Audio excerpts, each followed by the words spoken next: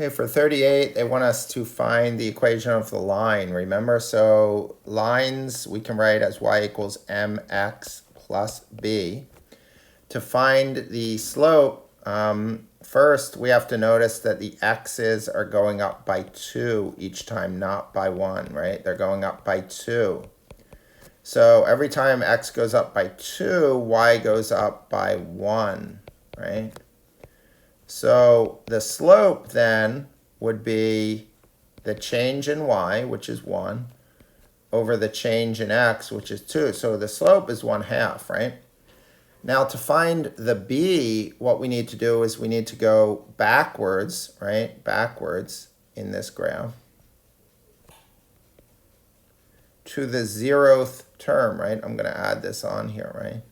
To the 0, the imaginary 0th term.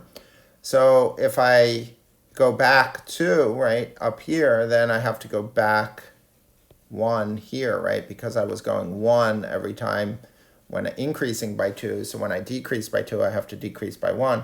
So this would be 1. And this, the 1 there, is the y-intercept, right, the b, right? So now we know b is 1. We know b is 1, m is 1/2, so I can write y equals mx plus b. m is 1/2 plus 1 is b, and there is the equation of the line represented in this table.